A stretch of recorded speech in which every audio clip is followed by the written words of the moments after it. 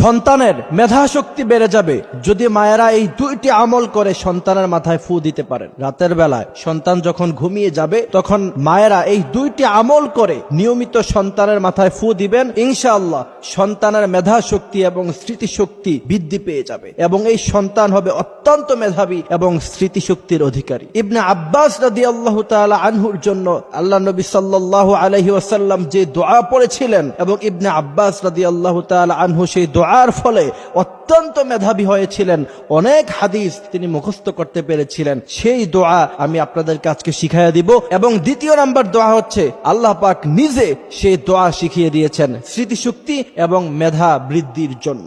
সেই দুই দোয়ার মধ্য থেকে প্রথম দোয়া হলো হযরত ইবনে আব্বাস রাদিয়াল্লাহু তাআলা আনহুর মেধা এবং স্মৃতিশক্তি খুব বেশি একটা ছিল না। আল্লাহ নবী সাল্লাল্লাহু আলাইহি ওয়াসাল্লাম হযরত ইবনে আব্বাসের জন্য তখন দোয়া করলেন, আল্লাহুম্মা ফাক্কিহু ফিদ্দীন, হে আল্লাহ আপনি ইবনে আব্বাসের ইলমে ফিকহের জ্ঞান বাড়িয়ে দেন। এই দোয়া যখন ইবনে আব্বাস রাদিয়াল্লাহু তাআলা আনহুর জন্য আল্লাহ নবী সাল্লাল্লাহু আলাইহি ওয়াসাল্লাম করলেন, তখন থেকে দেখা গেল ইবনে আব্বাস রাদিয়াল্লাহু তাআলা আনহুর মেধা এবং স্মৃতিশক্তি দিন দিন বৃদ্ধি পেল।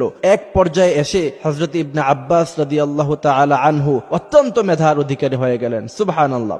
এই জন্য মা বোনদের জন্য প্রথম আমল হলো সন্তান যখন ঘুমিয়ে যাবে নিয়মিত রাতের বেলা তার মাথার মধ্যে এই দোয়া পড়ে ফু দিবেন, আল্লাহুম্মা ফাক্কিহু ফিদ্দীন। এই দোয়া পড়ে সন্তানের মাথায় নিয়মিত ফু দিবেন, ইনশাআল্লাহ সন্তানের মেধা এবং স্মৃতিশক্তি দিন দিন বৃদ্ধি পাবে। এবং দ্বিতীয় নাম্বার যে আমল সেটা আল্লাহ রাব্বুল আলামিন নিজেই শিখিয়েছেন, আপনি অবাক হবেন আলেম ওলামারা সবাই এই আমল করে করে বড় আলেম হয়েছেন, বড় মুফাসসির হয়েছেন, অত্যন্ত মেধার অধিকারী হয়েছেন। এটা পরীক্ষিত একটি আমল। সেই আমল হচ্ছে রব্বি জিদনি ইলমা, রব্বি জিদনি ইলমা, রব্বি ইশরাহ লি সাদরি ওয়া ইয়াসসির লি আমরি ওয়াহলুল উকদাতাম মিন লিসানি ইয়াফকাহু কওলি। এই দোয়াটা পড়ব, পুরোটা পারলে পুরোটা পড়ব, আর যদি পুরোটা না পারি তাহলে কমসে কম রব্বি জিদনি ইলমা এতটুকু দোয়া নিয়মিত পড়ে বাচ্চার মাথায় ফু দিবেন, বাচ্চার চেহারায় ফু দিবেন, বাচ্চার শরীরে ফু দিবেন, ইনশাআল্লাহ দেখবেন আপনার বাচ্চা দিন দিন মেধাবী হয়ে উঠবে। আপনার বাচ্চা অন্যান্য 8-10টা বাচ্চার মতো হবে না। আপনার বাচ্চাকে দেখতে পাবেন যে সে দিন দিন মেধাবী হয়ে উঠছে। সুবহানাল্লাহি ওয়া বিহামদিহি সুবহানাল্লাহিল আযীম।